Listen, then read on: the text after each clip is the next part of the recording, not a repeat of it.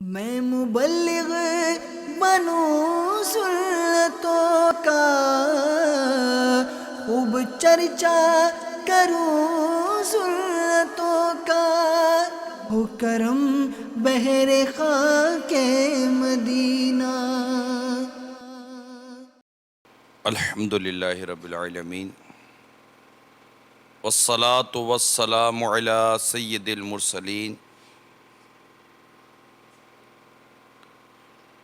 اما بعد فاعوذ باللہ من الشیطان الرجیم، بسم اللہ الرحمن الرحیم۔ الصلاة والسلام علیک یا رسول اللہ وعلی آلک واصحابک یا حبیب اللہ۔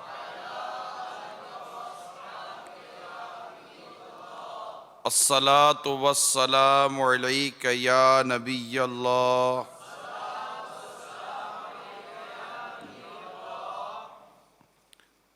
وعلی آلک واصحابک یا نور اللہ۔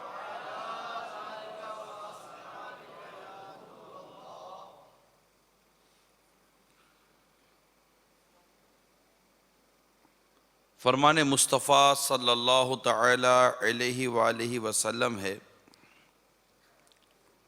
اے لوگو، بے شک روز قیامت اس کی دہشتوں اور حساب کتاب سے جلد نجات پانے والا وہ شخص ہوگا جس نے تم میں سے مجھ پر دنیا کے اندر باکثرت درود شریف پڑھے ہوں گے۔ صلو علی الحبیب صلی اللہ تعالی علی محمد۔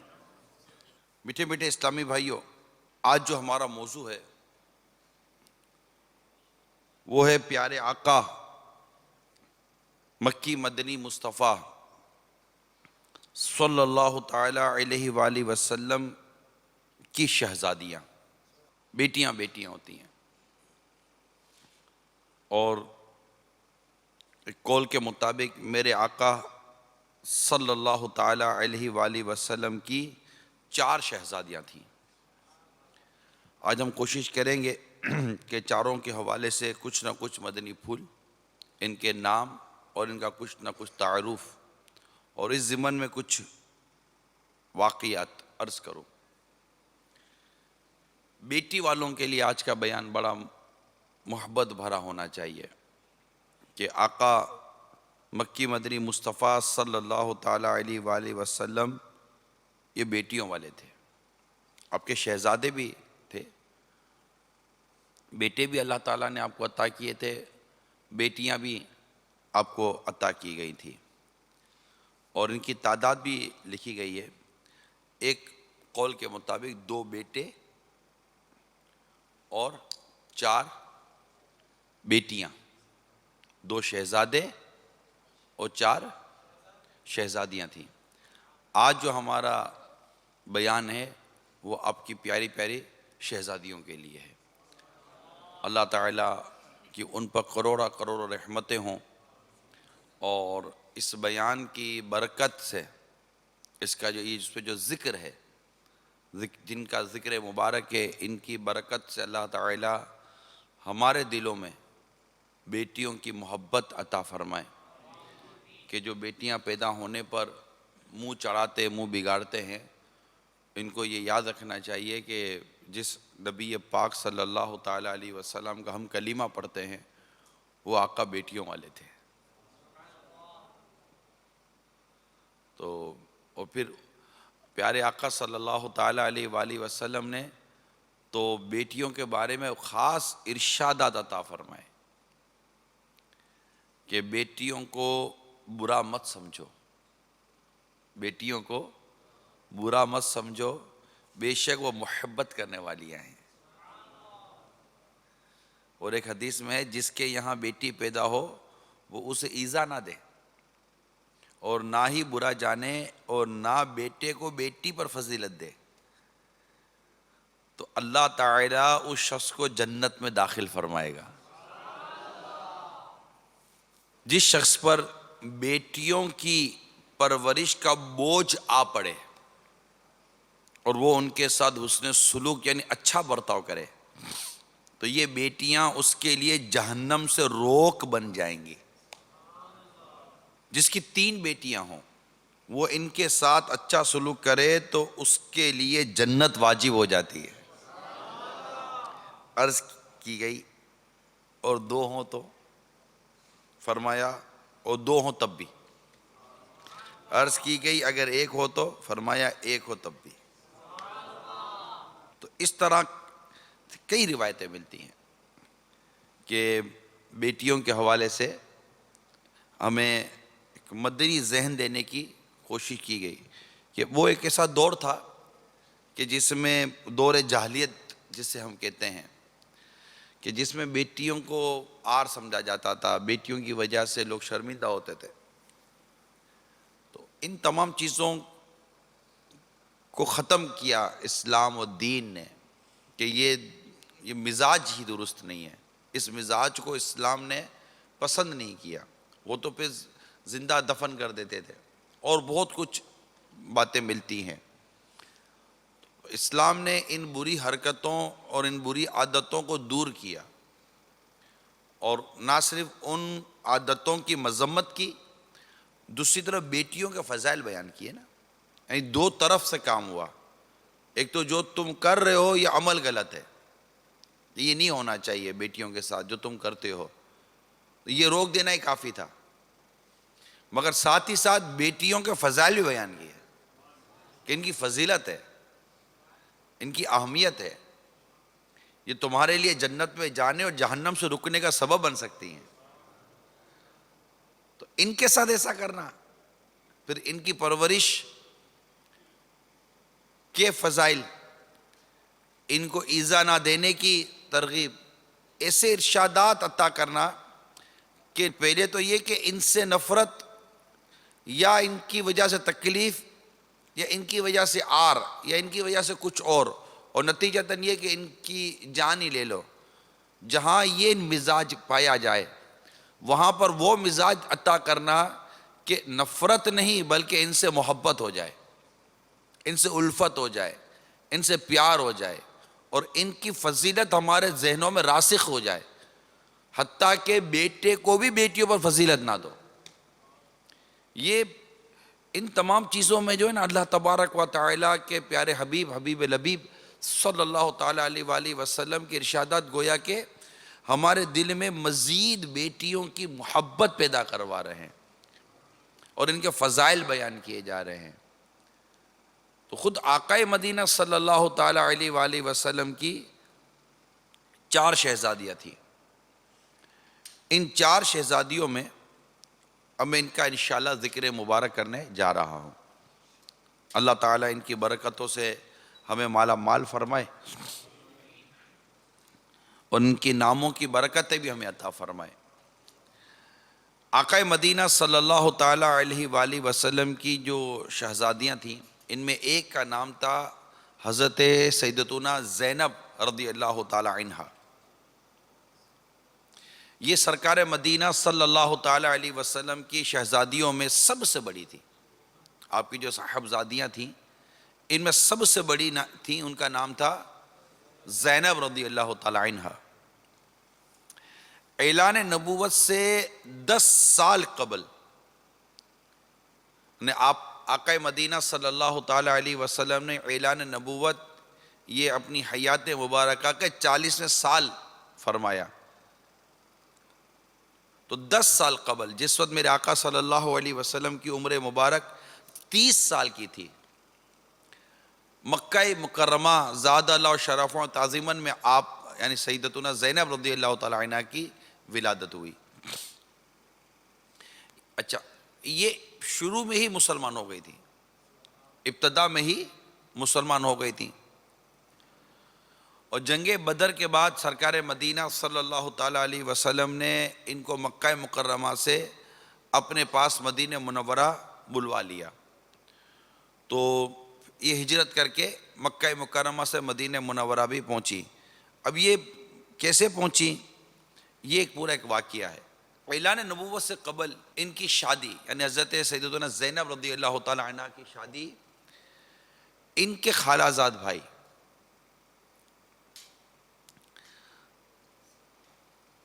ابو العاص بن ربیع سے ہو گئی تھی.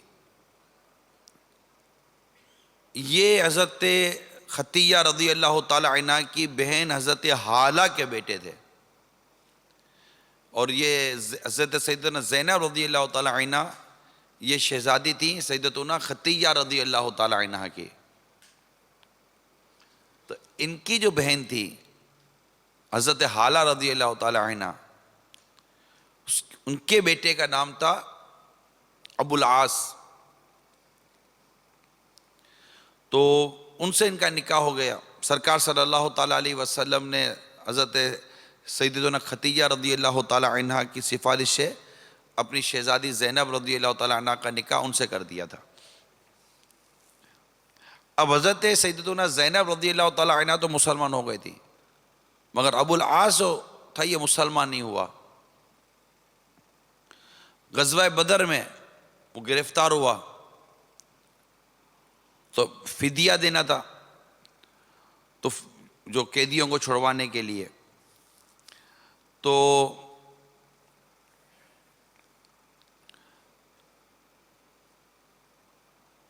سیدتنا زینب رضی اللہ تعالی عنہ نے ان کو چھڑوانے کے لیے اپنا وہ ہار بھیجا تھا جو ہار سیدتنا خطیہ رضی اللہ تعالی عنہ نے اپنی شہزادی کو دیا تھا.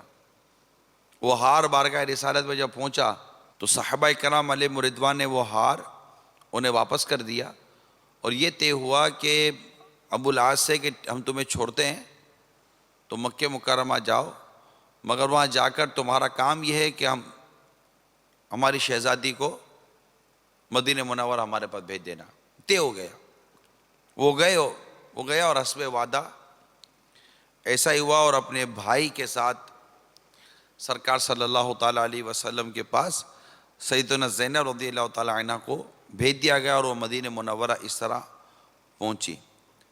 منقول یہ ہے کہ جب حضرت سیدنا زینب رضی اللہ تعالیٰ عنہ مکہ مکرمہ سے روانہ ہوئی تو کفار قریش نے ان کا راستہ روکا تھا. یہاں تک کہ ایک بدنصیب ظالم نے ان کو نیزہ سے ڈرا کر اونٹ سے گرا دیا، جس کے صدمے سے ان کا حمل ضائع ہو گیا، حمل ساقط ہو گیا. خیر پھر وہ مدینہ منورہ پہنچ گئیں.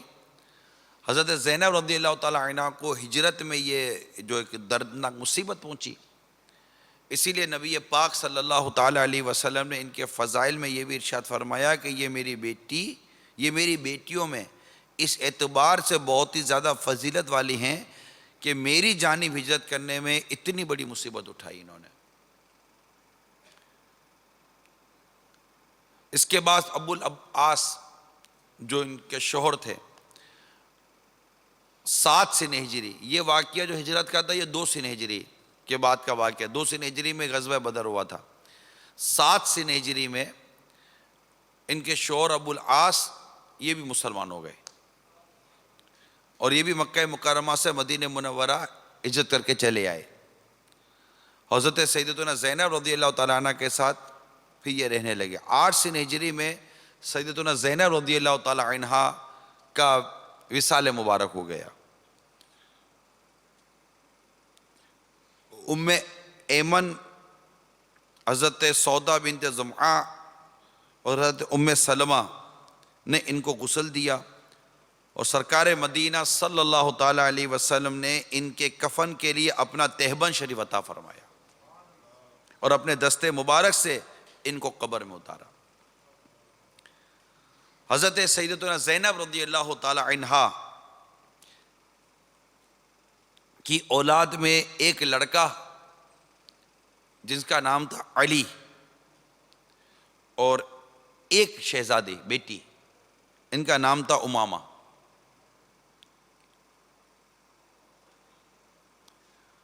تو یہ ایک ان کا مختصر سا تعارف تھا حضرت سیدتنا زینب رضی اللہ تعالی عنہ کا. لیکن تو بیٹیوں سے محبت کا ایک اس میں بھی بہت پیارا واقعہ میں آپ کو سناتا ہوں کہ ایک مرتبہ ایک بہت ہی خوبصورت سونے کا ہار کسی نے نبی رحمت صلی اللہ تعالی علیہ وسلم کی نظر کیا. یعنی اس کی خوبصورتی دیکھ کر امہات المومنین حیران رہ گئی تھی، اتنا خوبصورت ہار تھا۔ آپ نے اپنی مقدس ازواج سے فرمایا میں یہ ہار اس کو دوں گا جو میرے گھر میں مجھے سب سے زیادہ محبوب ہے۔ اب جو ازواج مطہرات تھیں، ہماری امی حضور تھیں، تمام جو اس وقت امہات المومنین تھیں، انہوں نے یہ خیال کیا کہ یہ ہار ہو نہ حضرت سیدتنا عائشہ صدیقہ رضی اللہ تعالیٰ عنہ کو عطا کیا جائے گا، مگر نبی پاک صلی اللہ علیہ وسلم نے حضرت امامہ رضی اللہ تعالیٰ عنہ کو قریب بلایا اور اپنی پیاری نواسی کے گلے میں اپنے دستے مبارک سے وہ ہار ڈال دیا۔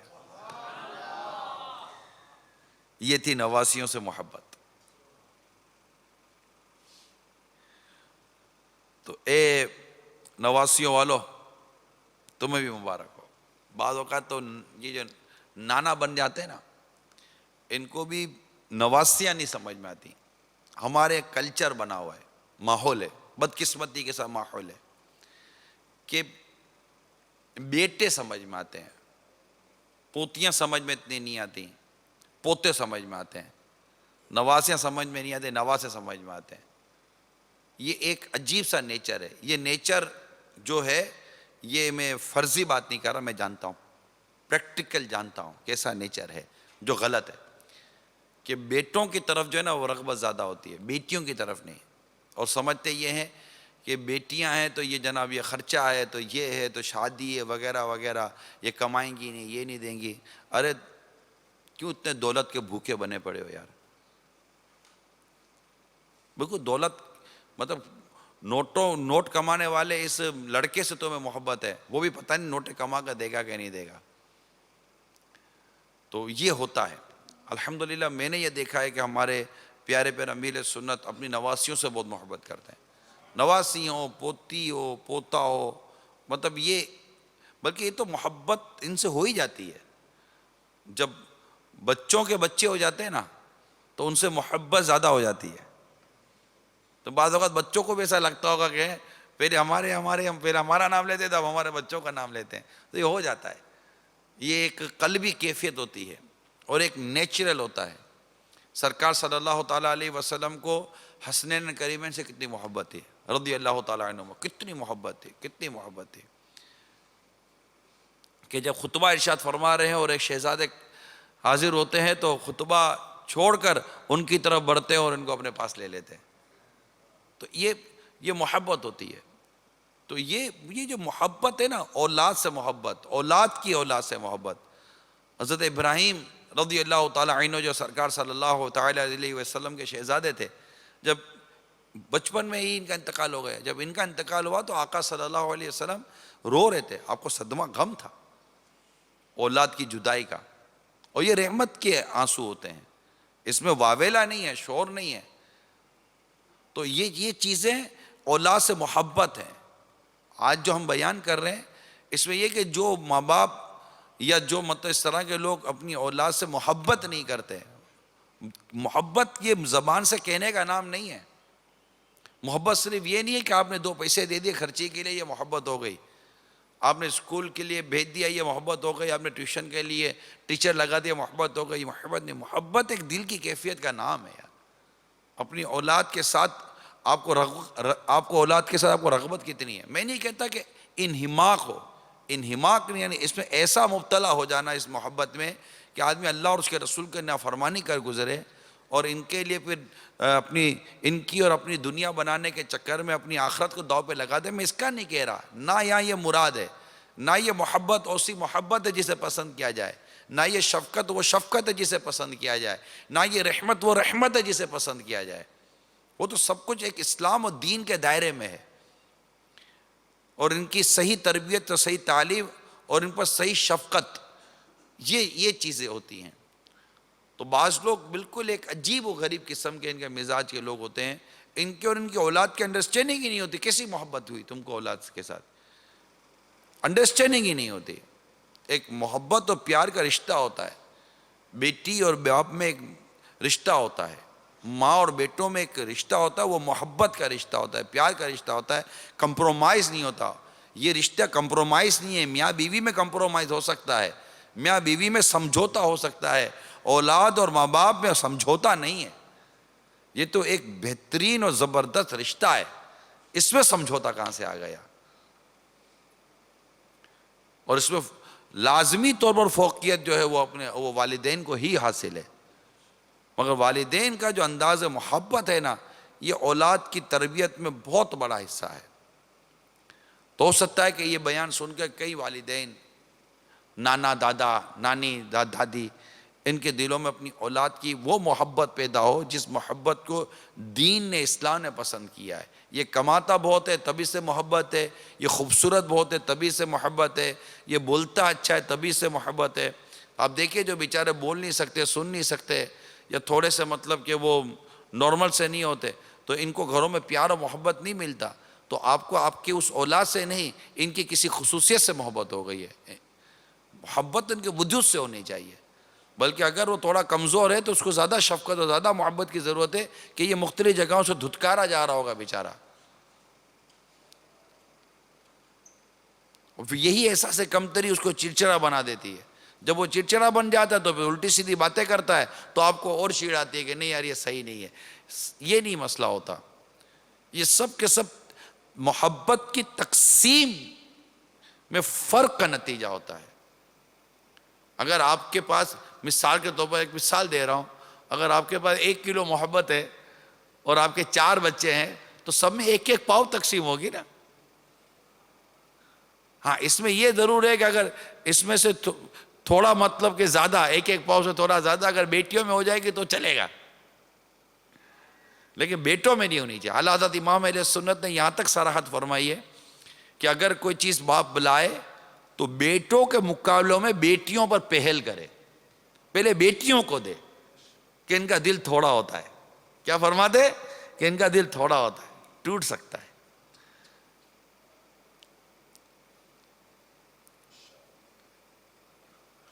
میرے آقا صلی اللہ تعالی علیہ وسلم کی دوسری شہزادی، ان کا نام تھا رقیہ، حضرت سیدتنا رقیہ رضی اللہ تعالی عنہ. یہ اعلان نبوت سے 7 سال پہلے، جبکہ نبی رحمت صلی اللہ تعالی علیہ وسلم کی عمر مبارک کا 33واں سال تھا، اس وقت آپ کی ولادت ہوئی. اور ابتدائی اسلام میں یہ بھی مشربہ اسلام ہو گئی. اچھا، پہلے ان کا نکاح ابو لہب کے بیٹے سے ہوا، عتبہ، لیکن ابھی ان کی رخصتی نہیں ہوئی تھی. لہذا جب سورہ تبت یدا نازل ہوئی، جس میں ابو لہب کی مذمت کی گئی، اس کی بیوی کی مذمت کی گئی، تو ابو لہب قرآن میں اپنی اس دائمی رسوائی، یعنی اب قیامت تک اس کی رسوائی ہے نا، جب بھی قرآن پاک کے اندر سورہ تبت یدا ابی لہب و تب پڑھا جائے گا، اس وقت ابو لہب کی جو نفرت، یعنی گستاخ رسول کی جو نفرت دل میں پیدا ہوگی، یہ ہر ذی شعور سمجھ سکتا ہے. ایک دائمی اس کی رسوائی ہوئی تھی، ہمیشہ ہمیشہ کی رسوائی ہوئی تھی. اب وہ یہ رسوائی کا بیان سن کر وہ تو آپے سے باہر ہو گیا، اور اس نے اپنے بیٹے کو مجبور کیا کہ پیارے آقا صلی اللہ علیہ وسلم کی یہ پیاری شہزادی کو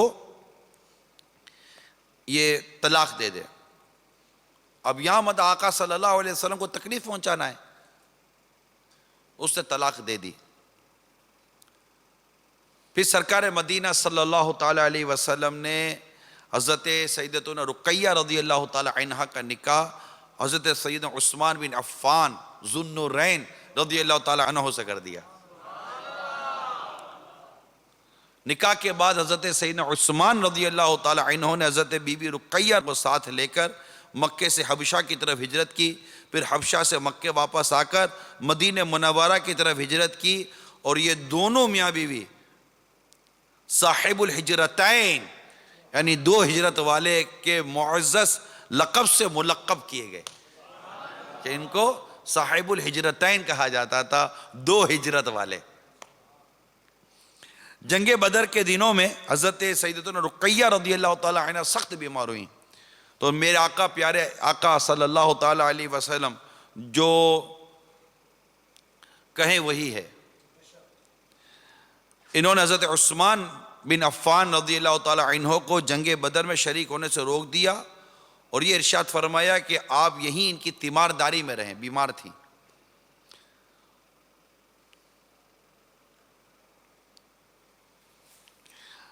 حضرت سیدنا زید بن حارثہ رضی اللہ تعالی عنہ جس روز جنگ بدر میں مسلمانوں کی فتح مبین کی خوشخبری لے کر مدینہ منورہ پہنچے، اسی روز حضرت سیدتنا بی بی رقیہ رضی اللہ تعالی عنہ نے 20 سال کی عمر پا کر وفات پا گئی. اور سرکار مدینہ صلی اللہ علیہ وسلم نے جنگ بدر کے سبب سے ان کے جنازے میں شرکت نہ کر سکے. حضرت سیدنا ذوالنورین عثمان بن عفان رضی اللہ تعالی عنہ اگرچہ جنگ بدر میں شریک نہ ہوئے تھے، لیکن سرکار صلی اللہ تعالی علیہ وسلم نے ان کو جنگ بدر کے مجاہدین میں شمار فرمایا اور مال غنیمت سے ان کو برابر حصہ عطا کیا گیا اور شرکائے جنگ بدر کے برابر اجر عظیم کی ان کو بشارت بھی دی گئی. حضرت سیدتنا بی بی رقیہ رضی اللہ تعالی عنہ نے کہ شکم مبارک سے حضرت عثمان غنی کے ایک فرزند بھی پیدا ہوئے تھے جن کا نام عبداللہ تھا، اور یہ اپنی امی جان کے بعد 4 سن ہجری میں 6 برس کی عمر پا کر انتقال کر گئے. اب دیکھیں اتنی عمریں نہیں تھیں. ان کی امی کا عمر انتقال بھی 20 سال میں ہوا اور ان کے شہزادی کا جو انتقال ہے 6 برس میں ہوا. یہ کیسے نیک اور پاک باز اور صاحب برکت لوگ تھے. لیکن ان کے یہاں بھی اسی طرح آقا مدینہ صلی اللہ علیہ وسلم کے پیارے پیارے شہزادے یہ بھی چھوٹی عمر میں دنیا سے رخصت ہو گئے. سرکار صلی اللہ علیہ وآلہ وسلم نے اپنی ایک شہزادی کا جنازہ پڑھایا. دوسری شہزادی کے انتقال کی اطلاع بھی آپ نے سنی. یہ سب چیزیں ایک خاندان اور ایک فیملی کے اندر ایک معنی رکھتی ہیں. ہمارے مزاج کے لیے، ہمارے سوچوں کے لیے، ہمارے انداز کے لیے ایک معنی رکھتی ہیں. اور پھر اس میں جو لوگ چیختے چلاتے ہیں کہ یہ چلا گیا، اللہ تعالیٰ ہمارے حال پر رحم فرمائے، پھر ایسے موقع پر معاذ اللہ بکواسیں کرتے ہیں، کفر بکتے ہیں، طرح طرح کی مطلب کہ گستاخیاں کرتے ہیں، اللہ تعالیٰ کی شان میں بکواس کرتے ہیں. یہ سب جہالت ہے. یہ سب جہالت ہے. اس چیز کی ہمارے دین میں، ہمارے اسلام میں کوئی گنجائش نہیں ہے. مسئلہ یہ ہے کہ اس معاملے میں ہمارے تربیت کا کوئی نظام نہیں ہے. پڑھے لکھے لوگ بھی جاہلانہ باتیں کرتے ہیں بیٹھے بیٹھے. ان کا انداز جاہلانہ بات کرنے کچھ اور ہوتا ہے. جو بالکل ایک نارمل لوگ ہوتے ہیں، گاؤں دیہات میں ہوتے ہیں، یا بالکل جو اس طرح کے نہیں ہوتے، ان کا انداز کچھ اور ہوتا ہے. علمی انداز، علماء کی صحبت میں جو بیٹھتے ہوں، علمی ماحول میں بیٹھتے ہوں، دعوت اسلامی کے ماحول میں رچے بسے ہوں اور مدنی چینل دیکھتے ہوں، درس و بیان سنتے ہوں، دیکھتے ہوں، ان کے انداز مختلف ہوتے ہوں گے. ہمارے دعوت اسلامی کے ماحول میں مجھے امید ہے کہ اسلامی بہنوں کے انداز مختلف ہوتے ہوں گے. وہ ضبط و صبر کرتی ہوں گی، وہ صبر و شکر کے ساتھ وقت گزارتی ہوں گی. وہ چیخ و پکار اور واویلے کا انداز ان کا نہیں ہوتا ہوگا، میں امید کرتا ہوں. اور ماحول کے اسلامی بھائیوں میں بھی ایک ضبط و صبر کی کیفیت ہوتی ہوگی. اور ان کے گھروں میں بیٹیوں کو بڑا مان ملتا ہوگا، میں حسن ظن رکھتا ہوں.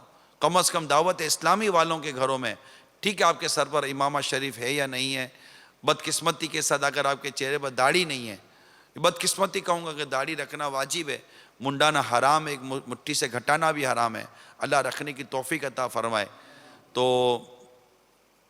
اب اگر جو بھی آپ دعوت اسلامی کے اگر ماحول کی آپ کو ہوا بھی لگی ہے، مدنی ہوا، تو بھی میں امید کرتا ہوں کہ آپ کے گھروں میں بیٹیوں کے ساتھ اچھا سلوک کیا جاتا ہوگا.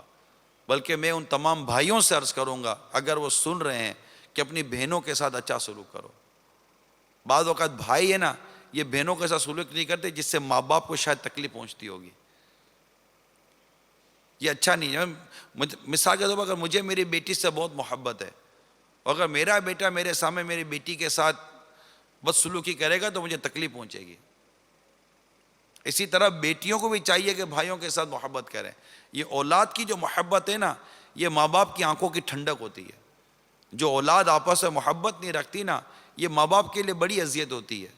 یعنی یہ دو آنکھیں ہیں، اب ایک آنکھ کی دوسری آنکھ سے نہ بنے تو جس کا جسم ہے وہ تو گیا نا.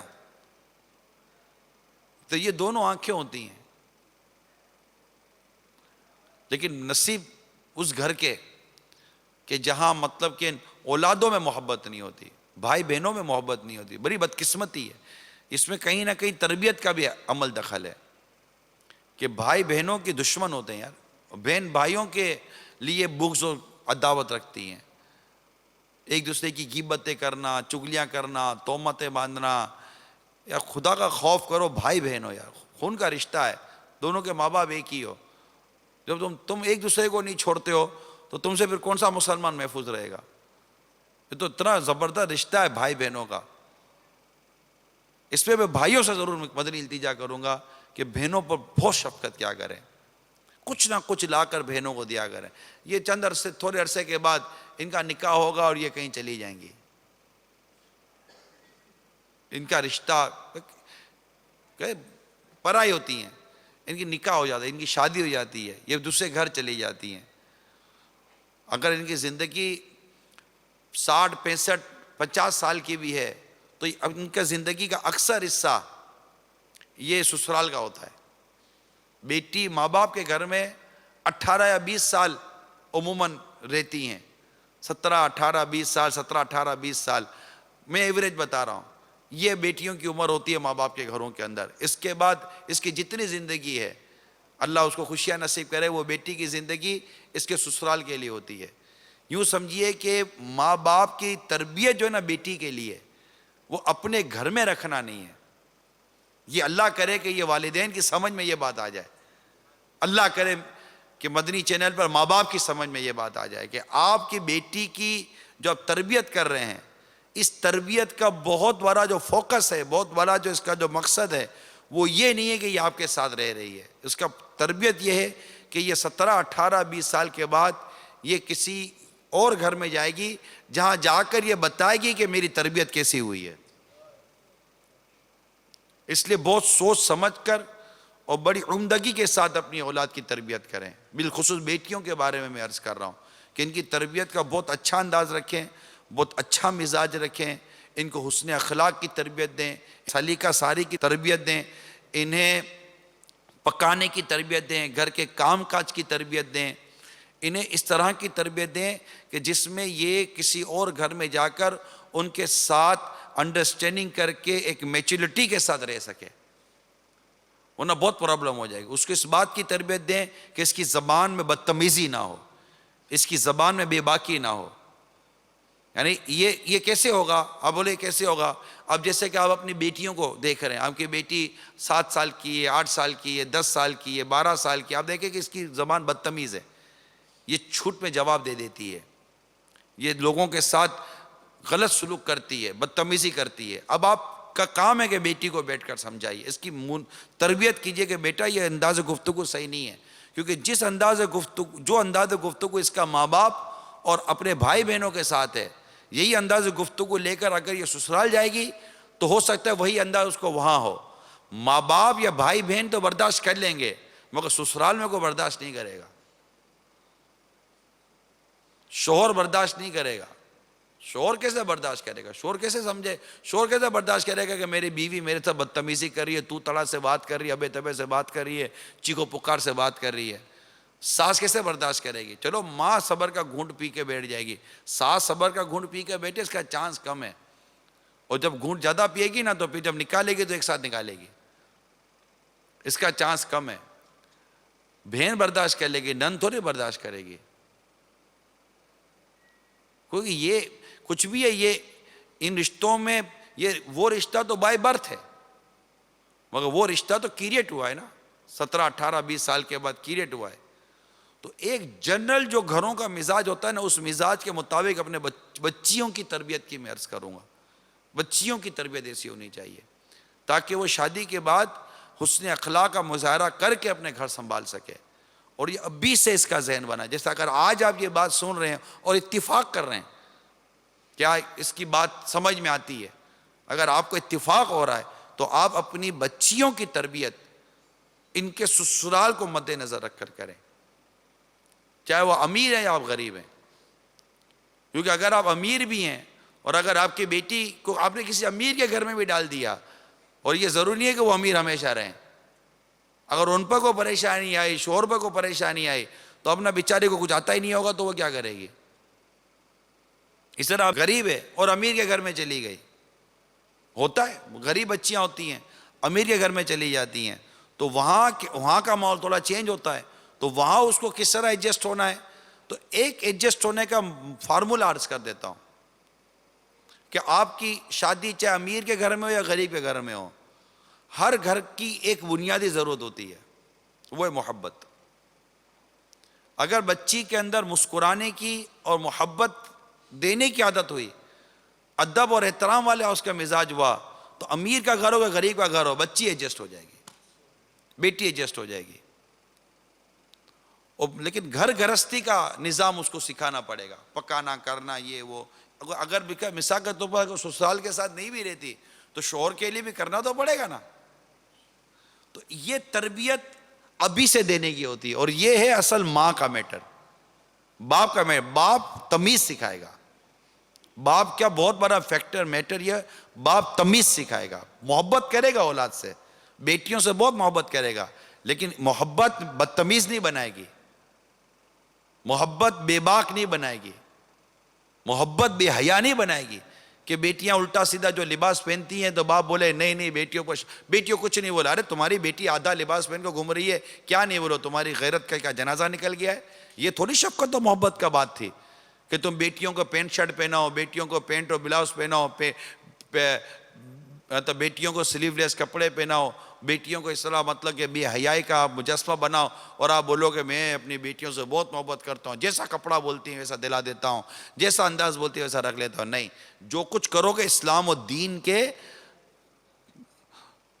احکام کے مطابق کرو گے. تو یہ جو اپنی بیٹیوں کو اس طرح بے باک بناتے ہیں نا، یہ بہت بڑی بھول کار ہیں. یہ سوچ لیں کہ کل ان کی بیٹی جس سسرال میں جائے گی، وہاں اس کے وہ دو سگے ماں باپ نہیں ہیں جو برداشت کر رہے ہوں گے، تکلیف ہو جائے گی. ہو سکتی ہے تکلیف، بیٹی کو بھی ہو سکتی ہے، آپ کو بھی ہو سکتی ہے. بیٹی کو تکلیف الگ تکلیف ہوگی، اور بیٹی کی تکلیف سے جو آپ کو تکلیف ہوگی نا، وہ ابھی کی لذت سے بہت زیادہ سخت ہوگی. اس لیے بیٹیوں کی پرورش کریں اور بہت اچھے طریقے سے کریں، انہیں ایذا نہ دیں. مگر ڈیفینیٹلی اگر یہ خدا نخواستہ بدتمیز ہیں، اگر ان کے اخلاق اچھے نہیں ہیں، ان کا کردار اچھا نہیں ہے، تو کریں. آپ بولو کہ اس کا طریقہ یہ ہے، میں آپ کو ایک مشورہ دوں گا، میری بات مانیں، اللہ آپ کو اس کی جزا عطا فرمائے برائے کرم. اپنی بیٹیوں کو فلمی ڈراموں سے دور رکھو.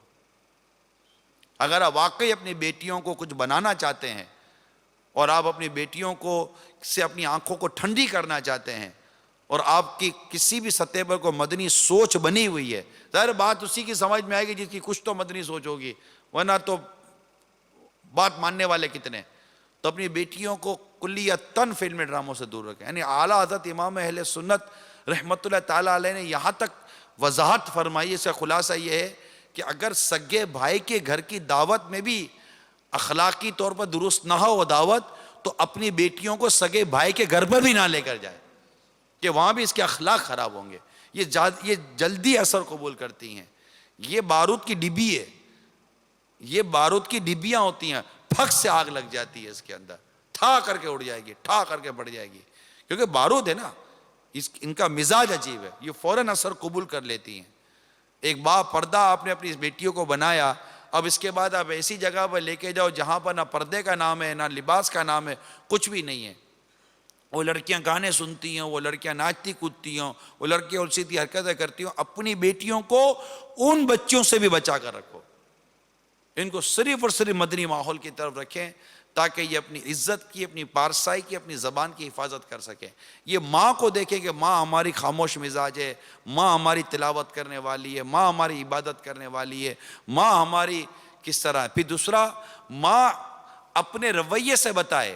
میں تربیت کی بات کر رہا ہوں بیٹیوں کے حوالے سے، جب ذکر ہی بیٹیوں کا ہے، کہ ماں اپنے رویے سے بتائے کہ بیٹی دیکھ شوہر کے ساتھ کیسا برتاؤ ہونا چاہیے، میں تمہارے والد کے ساتھ جیسی ہوں تم اپنے شوہر کے ساتھ بھی ویسی رہنا.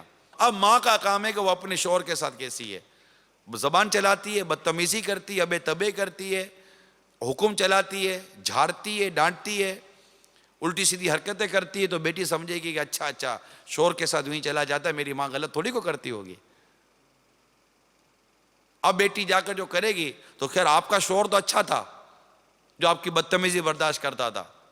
آپ کی بیٹی کو ایسا ملے گا ضروری نہیں ہے. آپ کی بیٹی کو اگر ملا نا سر پھرا تو 4 دن کے بعد پھر بیٹی کا گھر چلنا مشکل ہو جائے گا. لہذا ماں کی بیٹی کی تربیت میں یہ حصہ شامل ہے کہ وہ اپنے کردار سے بتائے کہ شوہر کی اطاعت کی شے کا نام ہے. شوہر کے بارے میں اپنا کردار، اپنا انداز بتائے. خالی زبان سے نا ہے شوہر کے ساتھ ایسا نہیں کرنا، تو ماں پہ تم بدتمیز تھی، بولے گی نہیں، لیکن عقل تو اس کے پاس بھی ہے نا. تو یہ چیزیں ہوتی ہیں جو فیملی کو ٹریٹ کرتی ہیں. اور بیٹیوں کی تربیت کے حوالے سے آپ کی شفقت، محبت اور رحمت کا ایک دائرہ کار میں آپ کو بیان کر رہا ہوں کہ اس میں جو مطلب جو لوگ حد سے باہر نکل گئے ہیں اور اپنی بیٹیوں کو طرح طرح کی بدتمیزیاں سکھاتے ہیں، ان کو طرح طرح کے لباس پہناتے ہیں، ان کی طرح طرح کی حرکتیں ہوتی ہیں، ان کے بال کٹوا کر بالکل بی بی کٹ بال اور عجیب و غریب قسم کا لباس اور عجیب و غریب قسم کا لباس کہ اتنی چھوٹی سی بچی کو بھی ایک غیرت مند مرد نہ دیکھ سکے. ان بچیوں کے لباس دیکھ کر بھی شرم آتی ہے کہ یار اس کے باپ کو شرم نہیں آتی. یار کیسی سوچ ہو گئی ہے. اللہ کرے کہ آنکھوں میں حیا اور آنکھوں میں شرم آ جائے. کم از کم بیٹیوں کو تو ایسے کپڑے پہناؤ یار جو عورتوں کے کپڑے ہوتے ہیں. اپنی بیٹیوں کو تو ایسے کپڑے پہناؤ کہ بیٹی کو لگے تو صحیح کہ دوپٹہ بھی نام کی کوئی چیز عورت کے لیے ہوتی ہے، پردے نام کی کوئی چیز عورت کے لیے ہوتی ہے. خدا کا خوف کرو یار، بیٹیوں والے ہو یار. اپنی بیٹیوں کو بے پردہ تو مت کرو. لباس کے ذریعے تو ان کے ذہنوں پر حیا اور ہونا، حیا کا نہ ہونا تاثر دے گا. پھر کب سمجھاؤ گے، پھر کب سکھاؤ گے؟ پھر یہی ہوگا کہ بیٹی شادی کے دن ناچ رہی ہوگی باپ کے سامنے.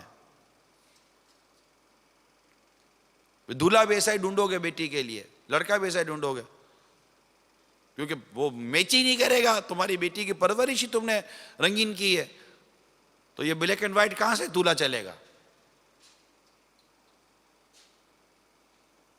آپ مغربی تربیت کرو اور پھر بولو کہ یہ مطلب کہ اسلامی وضاقتہ والا دولہا میری بیٹی کو چلا لے گا. نہ بھائی، دولہا داؤ پہ لگ جائے گا. تو میچنگ ہی نہیں ہوگی نا دونوں کی.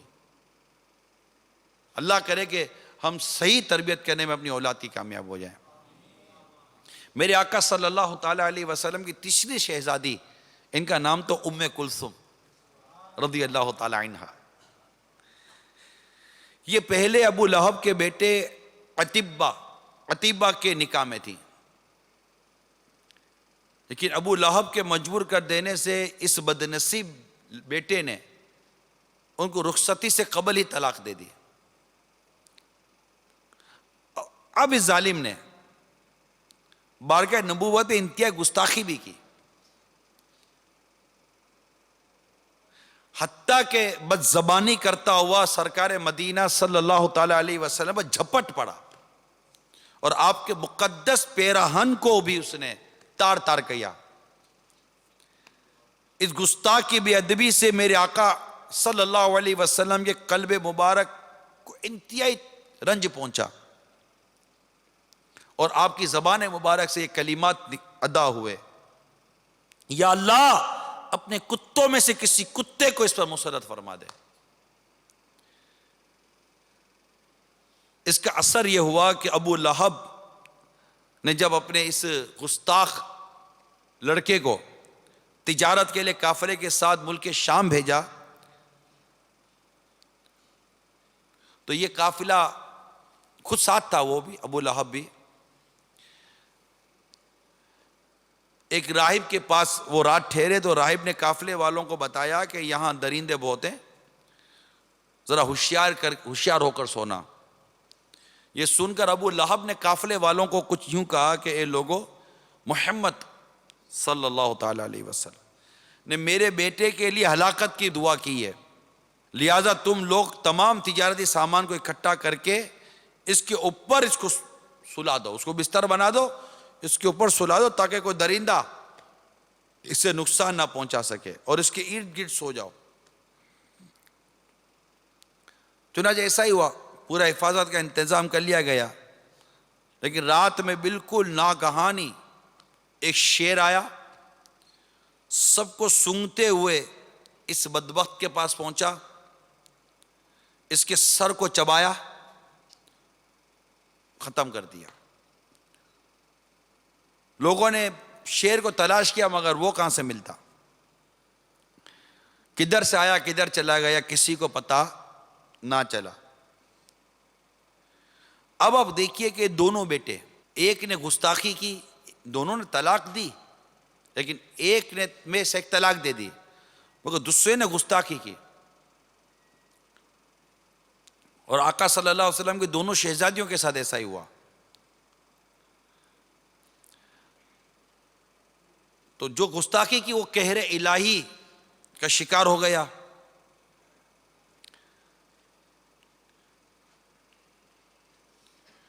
اور جو دوسرا تھا وہ قہر الہی میں مبتلا نہیں ہوا بلکہ فتح مکہ کے روز اس نے اور اس کے ایک دوسرے بھائی دونوں نے اسلام قبول کر لیا۔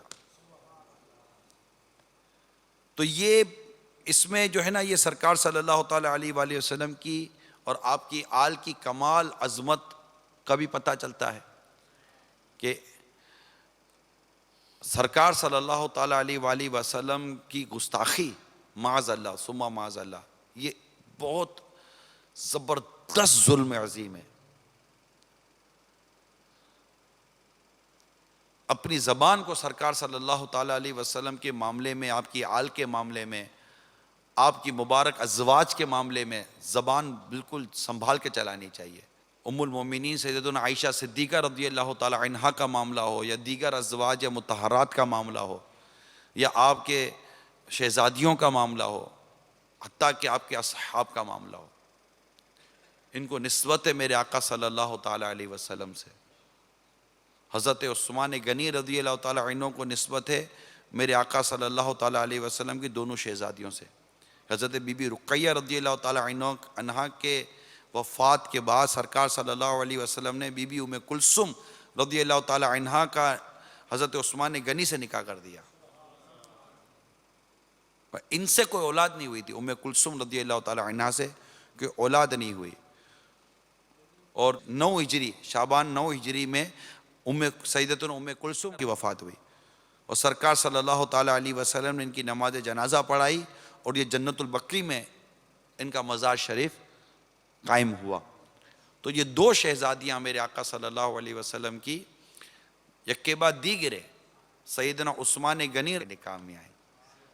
اعلیٰ حضرت نے ان کو کہا ہے نا ذوالنورین، نور کی سرکار سے پایا تو شالا نور کا، نور کی سرکار سے پایا تو شالا نور کا، ہو مبارک تم کو ذوالنورین جوڑا نور کا، ہو مبارک تم کو ذوالنورین جوڑا نور کا۔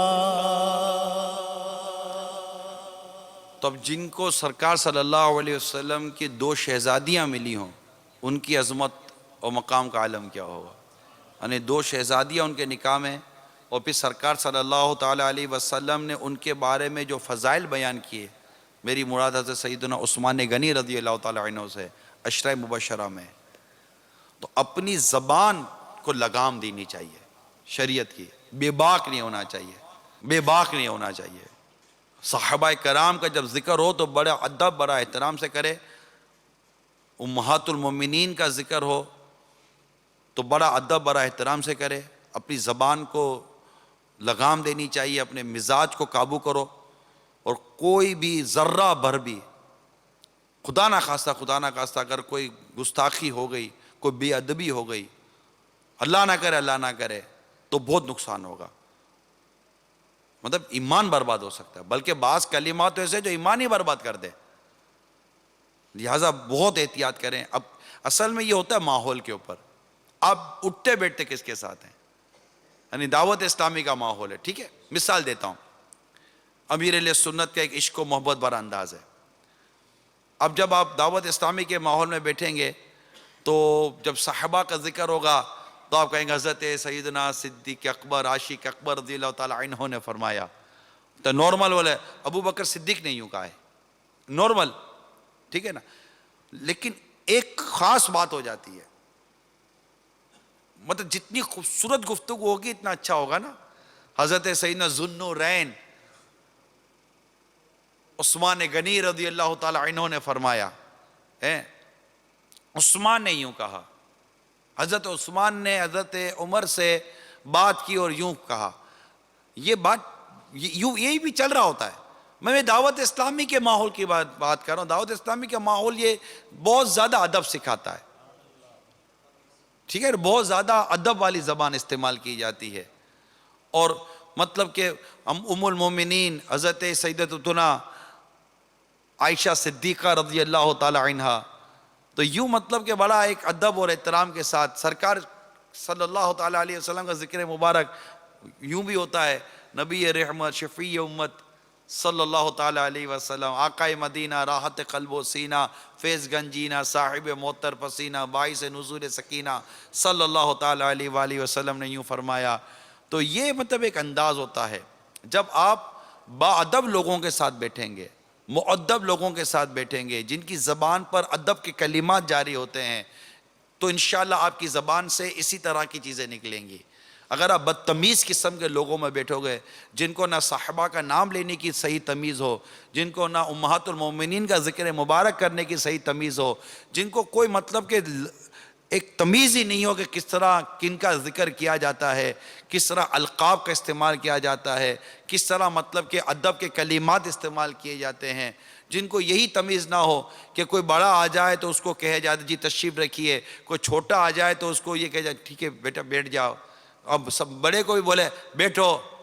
اب جس کو کوئی تمیز ہی نہیں ہے چھوٹے بڑے کی, تو تڑا جس کی زبان پر ہو, تم یوں کر لو, تم یوں کر لو, تم آ جاؤ, تم اٹھ جاؤ, تم بیٹھ جاؤ, تم کیا کر رہے ہو, جبکہ ہمارا مدنی انعام ہم کو آپ سکھاتا ہے. ہمارا مدنی انعام ہمیں آپ سکھاتا ہے, ہر چھوٹے بڑے کو آپ بولو. ہمارے گھروں کے اندر ہمیں تمیز سکھائی جاتی ہے. دعوت اسلامی کے ماحول کی خاص بات کر رہا ہوں. اور اس طرح جو بھی مطلب آپ کو انشاءاللہ ہمارے علماء اہل سنت, مستند علماء اہل سنت جو ملیں گے, انشاءاللہ آپ دیکھ رہے ہیں ان کی زبان پر ایسا محبت بھرا کلام ہوتا ہے کہ مدینہ مدینہ ہو جاتا ہے. الحمدللہ الحمدللہ, کیونکہ مذہب مہذب اہل سنت یہ بہت ادب والا ایک انداز ہمیں سکھاتا ہے, بہت ادب والا انداز سکھاتا ہے. آپ دیکھیں صحیح معنی میں جہاں عاشقان رسول کا میلاد ہوتا ہوگا, کتنے ادب و احترام کے ساتھ سرکار صلی اللہ تعالیٰ علیہ وسلم کی بارگاہ میں سلام پڑھا جاتا ہے.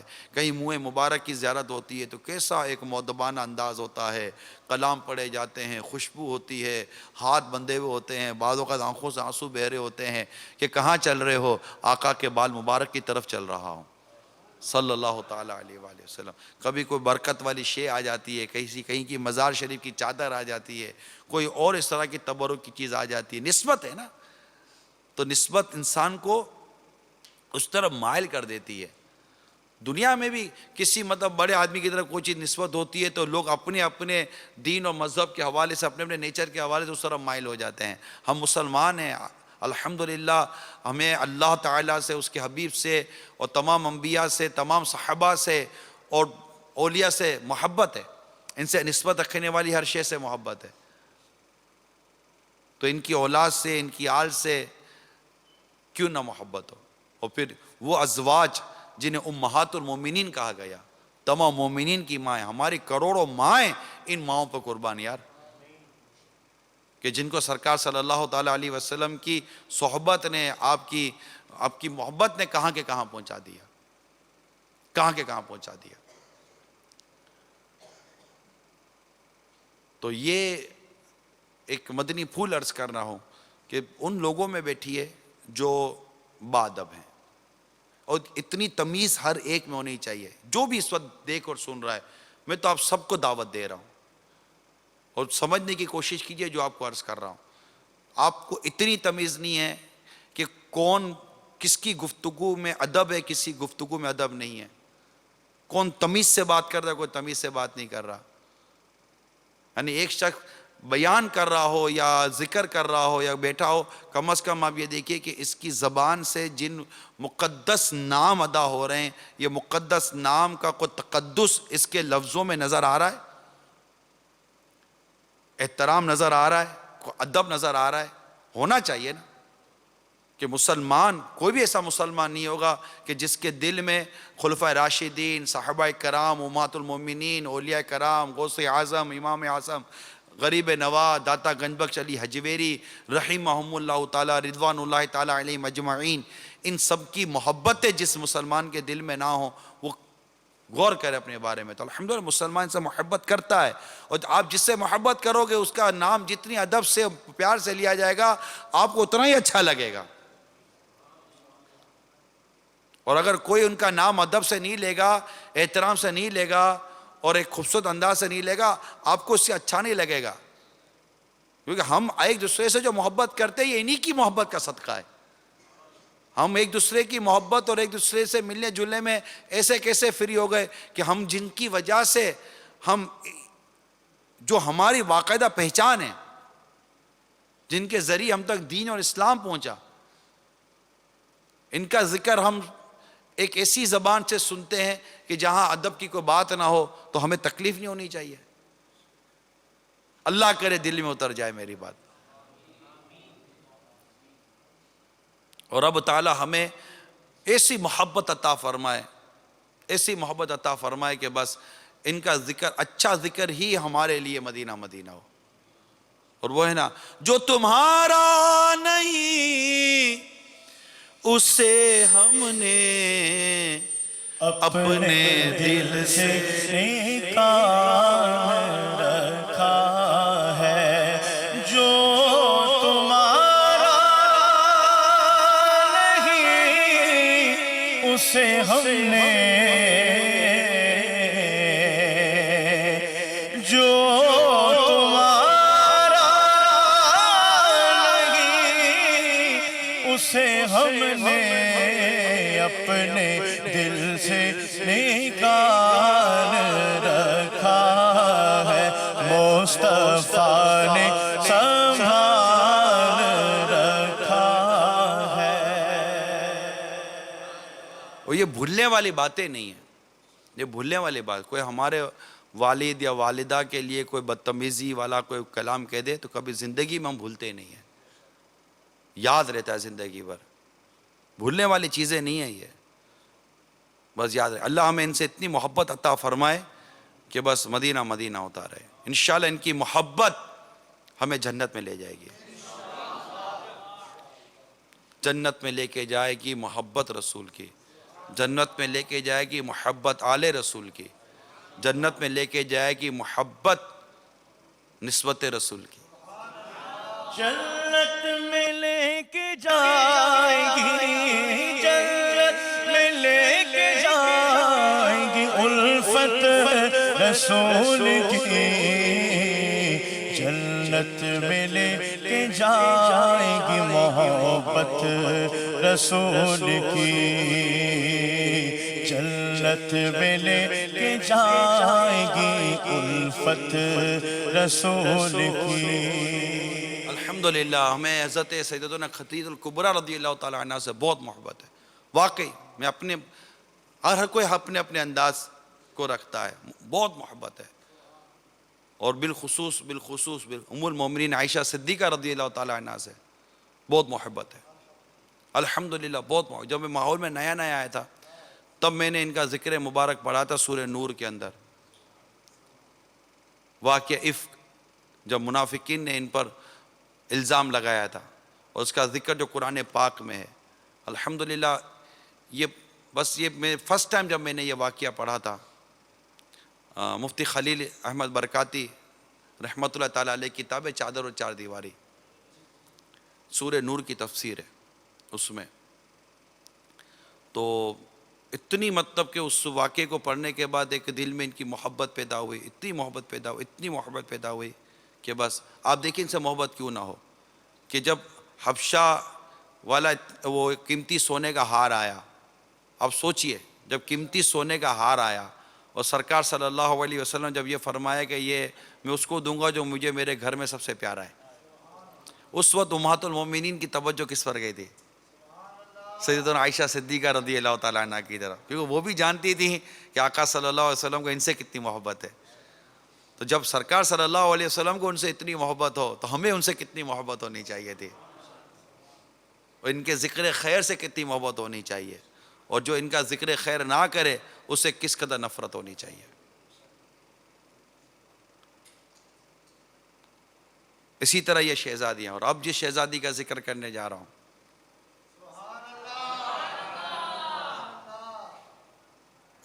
کیا بات رضا اس چمن اس تان کرم، کیا بات رضا اس چمن ستان کرم کی، کیا بات رضا اس چمن ستان کرم کی، زہرا ہے کلی جس میں حسین اور حسن پھول صلی اللہ علیہ یا رسول اللہ۔ اس سیدہ کا ذکر ہو رہا ہے جس کے بارے میں آقا صلی اللہ علیہ وسلم فرماتے ہیں تمام جہانوں کی عورتوں کی سردار، جس کے بارے میں فرماتے اہل جنت کی تمام عورتوں کی یہ سردار ہیں۔ ان کے حق میں میرے آقا صلی اللہ علیہ وسلم نے کچھ یوں ارشاد فرمایا، فاطمہ میری بیٹی میرے بدن کی ایک بوٹی ہے، جس نے فاطمہ کو ناراض کیا اس نے مجھے ناراض کیا۔ یہ آپ صلی اللہ تعالیٰ علیہ وسلم کی سب سے چھوٹی مگر سب سے زیادہ پیاری اور لاڈلی شہزادی ہیں۔ ان کا نام فاطمہ ہے، لقب زہرا اور بطول۔ ان کی پیدائش کے سال میں اختلاف ہے۔ سرکار صلی اللہ تعالیٰ علیہ وسلم کی عمر مبارک کم و بیش 41 برس کی تھی اس وقت آپ کی ولادت ہوئی۔ اس میں بھی کچھ اختلاف چلتا ہے۔ یہ میرے آقا صلی اللہ تعالیٰ علیہ وسلم کی ایسی شہزادی تھی کہ سرکار صلی اللہ تعالیٰ علیہ وسلم ان سے بے حد محبت کیا کرتے تھے۔ حضرت سیدتنا بی بی فاطمہ رضی اللہ تعالیٰ عنہ جب سرکار صلی اللہ تعالیٰ علیہ وسلم کی خدمت سراپا شفقت میں حاضر ہوتی تو آپ کھڑے ہو کر ان کی طرف متوجہ ہو جاتے، پھر اپنے پیارے پیارے ہاتھ میں ان کا ہاتھ لے کر اسے بوسہ دیتے، پھر ان کو اپنے بیٹھنے کی جگہ پر بٹھاتے۔ اسی طرح جب آپ صلی اللہ تعالیٰ علیہ وسلم سیدتنا بی بی فاطمہ رضی اللہ تعالیٰ عنہا کے یہاں تشریف لے جاتے تو وہ دیکھ کر کھڑی ہو جاتی، آپ کے مبارک ہاتھ اپنے ہاتھ میں لے کر چومتی اور آپ کو اپنی جگہ پر بٹھاتی۔ تو یہ محبت بھرا انداز تھا بی بی فاطمہ رضی اللہ تعالیٰ عنہا سے نبی پاک صلی اللہ تعالیٰ علیہ وسلم کا، اور آپ کے بے شمار فضائل اور مقام ہے۔ حضرت سیدنا امام حسن امام حسین آپ ہی کے شہزادے ہیں۔ آپ کا نکاح حضرت مولا علی شیر خدا کرم اللہ تعالیٰ وجہ الکریم سے ہوا، اور آپ کے فضائل سے کتابیں مالا مال ہیں، اور ان کا ذکر مبارک کوئی ایسا عاشق رسول نہیں ہے جو ان کا ذکر مبارک نہ کرتا ہو۔ لیکن چونکہ اس بات کا بھی ایک احساس تھا کہ آپ کی جو دیگر 3 شہزادیاں ہیں، ایک تعداد ہے جن کو ان کا نام بھی نہیں یاد ہوگا، ہے نا؟ سرکار صلی اللہ تعالیٰ علیہ وسلم کی 3 اور شہزادیاں جن کا نام آج میں نے آپ کو بیان کیا، حضرت سیدتنا زینب، حضرت سیدتنا رقیہ اور حضرت سیدتنا ام کلثوم رضی اللہ تعالیٰ عنہما۔ یہ یاد رکھیں۔ یہ یاد کیسے رہے کہ اللہ کرے کہ ہر گھر میں ایک رقیہ ہو، ایک ام کلثوم ہو، ایک زینب ہو تو ایک فاطمہ ہو۔ نام رکھیں آقا کے شہزادیوں والے۔ اس طرح آقا صلی اللہ علیہ وسلم نے اپنی جس نواسی کو انگوٹھی بھی دی تھی اور ہار بھی عطا کیا تھا، اس کا نام تھا امامہ.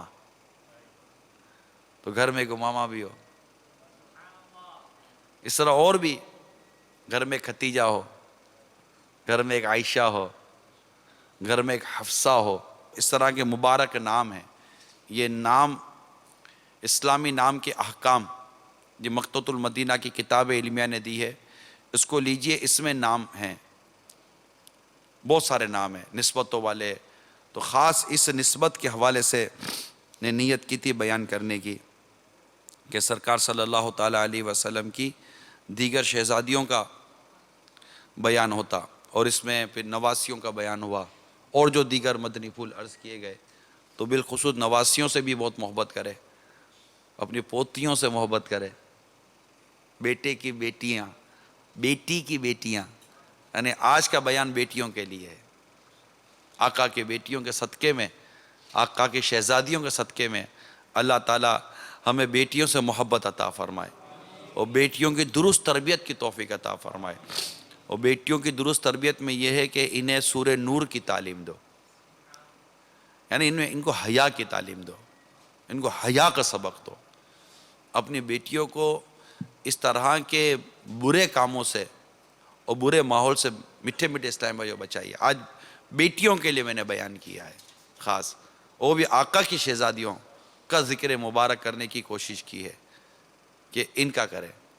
جس سیدتنا فاطمہ رضی اللہ تعالی عنہا کا بھی ذکر خیر ہم نے کیا، ان کی کیفیت یہ تھی کہ ان کو یہ بات بھی ان کو گوارا نہ تھی کہ میرے انتقال کے بعد کسی غیر مرد کی نظر اس طرح نہ پڑے. لہذا آپ کے لیے وہ چیز تیار کی گئی کہ جس کو ایسا ڈھانپا جائے کہ آپ کا بدن ایسا، کفن وغیرہ سب ایسا لپٹا ہوا ہو کہ غیر مرد کی نظر نہ پڑے. یعنی جس خاتون جنت کا یہ مزاج مبارک آیا، اس سے محبت کرنے والی پرائی نظروں میں گھومتی رہے، بازاروں میں گھومتی رہے، اور وہ لوگوں کی نظروں کو دعوت دیتی رہے کہ مجھے دیکھو، میرے بالوں کو دیکھو، میرے کپڑوں کو دیکھو. معاذ اللہ ثم معاذ اللہ، کیا ہو گیا ہے اسلامی بہنوں؟ میں کیا تمہیں اسلامی بہنوں بھی بولوں؟ اسلامی بہنیں دعوت اسلامی کے ماحول میں تو ایک باپ پردہ اور شرعی پردہ اور مدنی برقع پہننے والی کو اسلامی بہن کے نام سے ہم یاد کرتے ہیں. آپ کو کیا ہو گیا ہے؟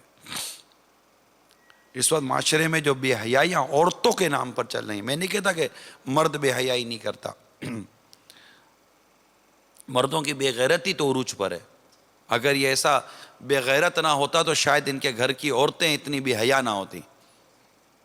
ماں برا مت مانیے، جو مرد اپنے گھر کی محرم پر غیرت نہ کھائے، ان کی بے حیائیوں کو دیکھ کر، ان کی بے باکیوں کو دیکھ کر، ان کے گناہوں کو دیکھ کر، ان کی اس انداز کو دیکھ کر غیرت نہ کھائے، اس شخص کو تو حدیث نے دیوس کہا ہے، اور دیوس پر جنت حرام ہے. اور دیوس کے معنی بے غیرت ہونے کے، اس میں مطلب کوئی اگر ہے تو، اگر ایسے ہیں تو آپ کو غصہ کرنے کے بجائے اپنے نام سے اس برے نام کو ہٹاؤ کہ میں ایک مسلمان ہو کر دیوس کیسے ہو سکتا ہوں. ہاں، آپ نے اپنی طرف سے پوری کوشش کر لی، حتی المقدور بچانے کی کوشش کی، جتنی اللہ نے آپ کو وسعت دی ہے، طاقت دی ہے، جو آپ کے اختیارات ہیں، جو ایک شرعی تقاضے پورے کیے، پھر بھی اگر کوئی اصلاح کی صورت نہیں بنتی، ویسا سب دیوس نہ رہا. لیکن کیا ہم ایسا کرتے ہیں؟ ہم تو خود اپنے ہاتھوں سجاتے ہیں، اپنی بیٹیوں کو عجیب و غریب قسم کے لباس پہناتے ہیں. خدا سے ڈرو اسلامی بھائیوں، خدا سے ڈرو، خدا سے ڈرو، خدا کا واسطہ ہے، تم خدا سے ڈرو، اللہ سے ڈرو. اپنی بچیوں کو لباس تو صحیح پہناؤ. ارے اپنی بیٹیوں کو اٹھا کر آپ مطلب کہ مغربی ممالک میں پڑھنے کے لیے بھیج دیتے ہو. یار فخر سے کہتے ہو کہ میری بیٹی امریکہ جا رہی ہے اکیلی پڑھنے کے لیے یونیورسٹی کے اندر. تمہیں کیا ہو گیا ہے یار؟ پیچھے گلی میں بیٹی جاتی ہے تو باپ کا کلیجہ ہلنا شروع ہو جاتا ہے کہ میری بیٹی گھر کیسے واپس آئے گی. اور تمہاری بیٹی اٹھا کر تم دنیا کے دوسرے ملکوں میں بھیج دیتے ہو، کافروں کے حوالے کر دیتے ہو. وہاں آدھے کپڑے پہنی ہوئی عورتیں اور عجیب و غریب قسم کے مرد اور عجیب و غریب قسم کا ماحول، اتنا آزادانہ ماحول. تمہاری غیرت کو کیا ہو گیا؟ اے والد تمہیں کیا ہو گیا ہے؟ اٹھا کر تم ایک ایسے اداروں میں اپنے بچیوں کو پڑھاتے ہو جن میں طرح طرح کے لڑکے اور لڑکیاں اور خوب دھوم پچھار ہوتی ہے. ماحول مطلب یہ عجیب ہے. آپ بولو گے نہیں جناب زمانہ ایسا ہے, ماحول ہے. زمانہ ماحول کو کیا روتے ہو یار؟ واقعی یہ ماحول عجیب و غریب ہے, واقعی اس وقت حالات عجیب و غریب ہیں. کیا جان کر بھی انجانے بنے ہوئے ہو؟ کیا کواری مائیں خودکشیاں نہیں کر رہی ہیں یار؟ ہزاروں واقعات دنیا میں مل رہے ہیں اس طرح کی لڑکیوں کے, جو اس طرح آزاد گھمائی گئی یا گھومی اور نہ ہونے والا ہو گیا. چلو کچھ بھی نہیں ہوا, چلو ایسی کوئی چیز نہیں ہوئی, پھر بھی حرام و ناجائز کے کئی کام تو کیے نا. باپ نے اپنی مرضی سے کیے, ماں کی رضا, سب کی رضا, اور اس کام کے کرنے کو اگر شریعت نے حرام اور ناجائز قرار دیا ہے تو آپ تو اوپر رہ کر کروا رہے ہو نا اپنی اولاد کو. آپ کروا رہے ہو, آپ بھی مجرم. آپ کی اولاد کر رہی ہے, وہ اپنی خوشی سے کر رہی ہے, خواہشات پر کر رہی ہے, وہ بھی مجرم.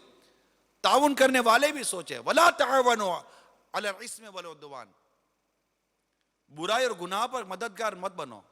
قرآن کہتا ہے تَعَوَنُوا عَلَى الْبِرِّ وَالتَّقْوَى, نیکی اور تقوی کے کاموں میں ایک دوسرے کی مدد کرو. عجیب و غریب. کوئی اپنی فیملی کو لے کر جوان جوان بیٹیوں کو, چھوٹے چھوٹے بچوں کو لے کر تفریح کرنے جاتے ہیں. بھائی کہاں جا رہے ہیں؟ فلاں سی سائٹ پہ جا رہے ہیں. وہاں بڑی مطلب دنیا کے مختلف ممالک میں گھومتے ہیں, سی سائٹ پہ گھوم رہے ہیں. وہاں پر یوں ہو رہا ہے تو یوں چھتری پہ یوں گھومتے ہیں, تو جہاز میں یوں گھومتے ہیں, تو سمندر میں یوں جاتے ہیں, تو وہ یوں چلاتے ہیں, وہ یوں چلاتے ہیں. حالانکہ پتہ ہے کہ ان تمام مقامات پر دنیا بھر کے ٹورسٹ آتے ہیں, دنیا بھر کے مطلب کہ لوگ آتے ہیں. آدھے کپڑوں میں گھومتے ہوئے لوگ آتے ہیں, تھوڑے کپڑوں میں, آدھے بھی نہیں, تھوڑے کپڑوں میں گھومتے ہوئے لوگ آتے ہیں. اور آپ کو بالکل کوئی مسلمان سے میں بات کر رہا ہوں یا مسلمانوں تم سے بات کر رہا ہوں. آپ تو سوچو یار کیا کر رہے ہو؟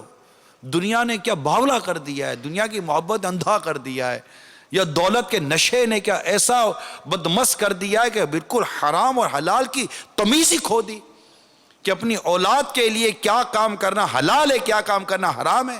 اولاد کے معاملے میں, ان کو کھانے پلانے کے معاملے میں, ان کو آنے لے جانے کے معاملے میں, ان کو پڑھنے پڑھانے کے معاملے میں, ان کی تعلیم و تربیت کے معاملے میں, بیوی بچوں کے معاملے میں اسلام اور دین نے کس چیز کو حلال اور کس چیز کو حرام, کس چیز کو جائز اور کس چیز کو ناجائز قرار دیا. کیا اس کی سوچ بھی چلی گئی؟ ایک اسلام کا ماننے والا ایک مسلمان کیا حرام اور حلال کی تمیز نہیں کرے گا؟ پھر فخر و تفاخر, یہ اپنی فیملی کو لے کر جا رہے ہیں, اب یہ لے کر آ گئے, اب میں اپنی فیملی کو لے کر جا رہا ہوں مثال کے طور پر, ٹھیک ہے. اب یہ میرے کو پورا گائیڈ کر رہا ہے کہ ایسی ہوٹل میں رہنا, ایسی سی سائٹ پہ جانا, وہاں پر یوں کرنا, وہاں پر یوں تفریح کرنا, وہاں تفریح کرنا. ارے مشورے دینے والے تو خدا سے ڈرتا کیوں نہیں ہے؟ تو کیسے مشورے دے رہا اگلے کو کہ میں نے تو دین دارے اپنے بیوی بچوں کے ساتھ اللہ کی نافرمانی کی, اور وہاں تو بڑی بڑھ چڑھ کے نافرمانی ہوتی ہے رب تعالیٰ کی, تو بھی جا کر تو کیوں پیچھے رہ رہا ہے؟ میں اتنا دوڑا ہوا جہنم کی طرف گیا, تو کیوں پیچھے رہ رہا ہے؟ اور وہ بھی اس کی ہاں میں ہاں ملا رہا ہے, وہ بھی اس سے مشورے لے رہا ہے. پھر کہہ رہا ہے یار غلطی ہو گئی, میں نے آپ سے پہلے رابطہ کر لیا ہوتا تو اور زیادہ اچھے طریقے سے جہنم میں جانے کی معاذ اللہ تیاری کرتا. چوٹ کرنے کے لیے عرض کر رہا ہوں, ارے خدا کا خوف نہیں ہے یار؟ زبان لڑکھڑاتی نہیں ہے یار آپ کی کہ میں کیا بات کر رہا ہوں؟ دنیا نے باولا کر دیا ہے, یا کوئی سمجھانے والا نہیں ہے آپ کو, کوئی بتانے والا نہیں ہے آپ کو؟ یار اب کیا سوچو. دنیا بھر کے سی سائٹس پر جہاں تفریح ہوتی ہے, دنیا بھر کی قومیں, انگریز قومیں, طرح طرح کی قومیں جہاں پر تفریح کرنے کے لیے آتی ہیں, ان کا کیا انداز ہوتا ہوگا؟ اور طرح طرح کی سمندری تفریحات بالکل جدا ہیں, پوری فہرست مجھے پتا چلی ہے, تبھی میں یہاں آپ تک بیان کر رہا ہوں کہ خدا رہا آپ مت کرنا. یار چھوڑ دو ان چیزوں کو. آپ بولو یار گھوم نہیں سکتے, ارے نہیں گھومنا یار. ایسی جگہ گھوم کر کیا کریں گے جہاں نہ اپنی نگاہ بچا سکے, نہ اپنے کردار کو بچا سکے, نہ اپنی آخرت کو سنوار سکے. گھومیں گے انشاءاللہ, جنت کے بازاروں میں گھومیں گے, جنت کی نعمتوں میں جائیں گے, جنت کی لذتیں لیں گے. یار یا نہیں کرنا نا بھائی, نہیں کرنا, مانو نا نہیں کرنا. یہ گناہوں بھرے معاملات نہیں کرنے, اس کی اجازتیں نہیں ہیں. دنیا مومن کے لیے قید خانہ ہے, کافر کے لیے جنت ہے. آپ یہاں کیا ڈھونڈنے کے لیے جا رہے ہو یار؟ ہم یہاں ان چیزوں کے لیے نہیں پیدا کیے گئے. ہمیں ہمارے رب نے اپنی عبادت کے لیے پیدا کیا ہے, اور ہم عبادت کو چھوڑ کر, یعنی اس کی فرما برداری کو چھوڑ کر اس کی نافرمانی کر رہے ہیں. بالکل اپنی زندگی کے اور اپنی پیدائش کے مقصد سے ایسے ہٹ گئے. پھر مصیبت بالا ہے مصیبت, اپنا جانا خود مصیبت. صرف یہ نہیں کہ چلو ابھی بچوں کو چھوڑو یار, ان کے اخلاق خراب ہو جائیں گے, گناہ ہوگا, میں جاتا ہوں. نہیں, تم کیوں جاؤ گے, آپ کیوں جاؤ گے یار؟ کس نے کہا ہے آپ کو جانے کے لیے؟ تو پوری تیاری کا فیملی سمیت, فیملی بھی خوش ہے, ماں بھی خوش ہے یار. پتہ نہیں کیسی مسلمان عورتیں ہو گئی ہیں کہ وہ ایسی جگہ پر جا کر خوش ہیں. یعنی سوچو کہ ان کا شوہر دیکھ رہا ہوگا کہ یہ کیسی جگہ پر میں بھی اپنی بیوی کو لے کر آیا ہوں, وہ بیوی سوچے کہ میں کیسی جگہ پر شوہر کے ساتھ آئی ہوں, اور ہماری اولاد بھی شامل ہے. اب آپ بولو یہ اولاد ماں باپ کی اطاعت و فرما بردار بنے گی, کیسے بنے گی؟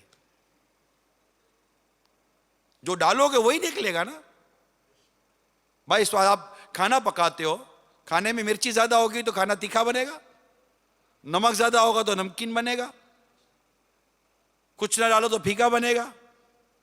تو جو کھانے میں ڈالو گے وہی کھانے کی لذت ہوگی نا. اب آپ کھانا کھاؤ, یہ تو بہت تیکھا ہے, تو مرچی کیوں ڈالی تھی اتنی؟ آپ کو کھانا پکانا نہیں آتا تھا؟ اللہ تعالیٰ نے اولاد دی, آپ کو اولاد کی تربیت کرنا نہیں آئی؟ جب اولاد بڑی ہو کر اس کو جب تیکھی لگی تو بولو میری اولاد تیکھی بہت ہے, تو آپ نے تیکھا تو ڈالا تھا اس کے اندر, جو ڈالا تھا وہی نکلا. کھاؤ اب. میٹھا ڈالتے تو میٹھا نکلتا, جیسا ڈالا ویسا نکلا. جو بو گے وہ کاٹو گے. اللہ کرے دل میں اتر جائے میری بات, اللہ کرے دل میں اتر جائے میری بات. 2 سینہ ہجری میں حضرت سیدنا مولا علی کرم اللہ تعالی وجہ الکریم سے خاتون جنت رضی اللہ تعالی عنہا کا نکاح ہوا, اور ان کے شکم مبارک سے خاتون جنت رضی اللہ تعالی عنہا سے 3 صاحبزادگان, 3 شہزادے, حسن, حسین اور محسن رضی اللہ تعالی عنہم, اور 3 شہزادیاں, زینب, ام کلثوم اور رقیہ. تینوں بہنوں کے نام ہیں. ایک کا نام کیا رکھا؟ زینب بڑی بہن, ام کلثوم اور رقیہ. خاتون جنت فاطمہ رضی اللہ تعالی عنہا نے اپنے تینوں بیٹیوں کا نام, ایک کا نام زینب رکھا, ایک کا نام ام کلثوم رکھا, ایک کا نام رقیہ رکھا. ان کی ولادت ہوئی تھی. حضرت محسن رضی اللہ تعالی عنہ اور حضرت رقیہ رضی اللہ تعالی عنہا تو بچپن ہی میں انتقال کر گئیں. ام کلثوم کا نکاح حضرت امیر المومنین عمر فاروق رضی اللہ تعالیٰ عنہ سے ہوا. مولا علی نے اپنی بیٹی کس کو دی؟ سیدنا فاروق اعظم رضی اللہ تعالیٰ عنہ. آقا صلی اللہ علیہ وسلم نے شہزادیاں کس کو دی؟ عثمان غنی رضی اللہ تعالیٰ عنہ کو. صدیق اکبر رضی اللہ تعالیٰ عنہ کی شہزادی کن کے نکاح میں آئی؟ امام الانبیاء سرکار صلی اللہ تعالیٰ علیہ وآلہ وسلم. کیسا تھا یہ گھرانہ؟ اور ان کے یعنی حضرت سیدنا ام کلثوم رضی اللہ تعالیٰ عنہ کا نکاح امیر المومنین فاروق اعظم رضی اللہ تعالیٰ عنہ سے ہوا, اور ان سے جو اولاد ہوئی فرزند, ایک کا نام زید اور ایک شہزادی, ان کا نام رقیہ رکھا گیا رضی اللہ تعالیٰ عنہ. اور جو دوسری شہزادی تھی خاتون جنت رضی اللہ تعالیٰ عنہ کی, جن کا نام زینب تھا, ان کی شادی ہوئی حضرت عبداللہ بن جعفر رضی اللہ تعالیٰ عنہ سے. تو یہ ایک مختصر سا ذکر مبارک ہم نے کیا جن میں آقا صلی اللہ تعالیٰ علیہ وسلم کی پیاری پیاری شہزادیوں کا ذکر تھا, اور پھر ضمن جو نیکی کی دعوت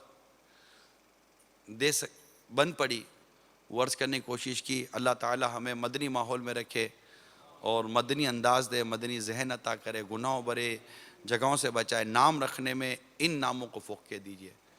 اللہ تعالیٰ امیر سنت کو سلامت رکھے اور دعوت اسلامی کو نظر بد سے بچائے, اور ہمیں آقا مدینہ صلی اللہ تعالیٰ علیہ وسلم, ان کی آل اولاد, ان کے اصحاب کی کامل محبت عطا فرمائے, اور ہمیں مدنی قافلوں کا مسافر بنا دے، مدنی انعامات کا عامل بنائے.